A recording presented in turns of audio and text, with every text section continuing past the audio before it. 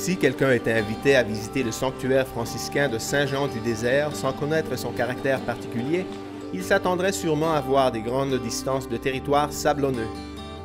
Et voilà l'inattendu, un oasis abondant en végétation. C'est une scène qui caractérise le village de En Kerem, connu comme étant le célèbre village des collines de Judée, et donc peut-être là où Jean, qui devint le Baptiste, fut né, et où l'on peut imaginer qu'il passa son enfance.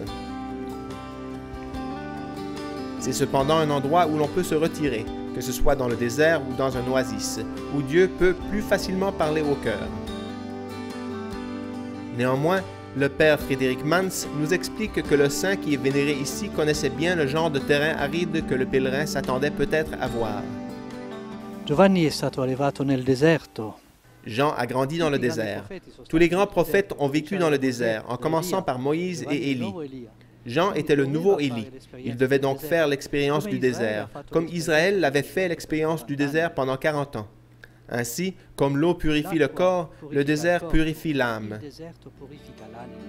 Situé pas loin de Jérusalem, le site fut acquis par la custodie franciscaine de Terre Sainte du patriarcat latin en 1911, et une nouvelle église avec un couvent conçu par l'architecte Antonio Barluzzi furent inaugurées en 1922. Ici, les pèlerins peuvent se rappeler les paroles du prophète Ésaïe. Une voix crie, préparez au désert le chemin de l'Éternel, aplanissez dans les lieux arides une route pour notre Dieu. En fait, le monastère de Saint-Jean du Désert n'est pas loin du désert où seulement le bruit des propres pas du voyageur brise le silence, et où l'on ne peut que laisser place à l'introspection dans le meilleur sens du terme. L'on pourrait penser à la célèbre chanson de Simon et Garfunkel, The Sounds of Silence, pour se rappeler qu'Élie ne trouva pas Dieu dans un tremblement de terre, dans le vent ou le feu, mais dans la petite voix silencieuse que l'on ne peut qu'entendre dans la solitude.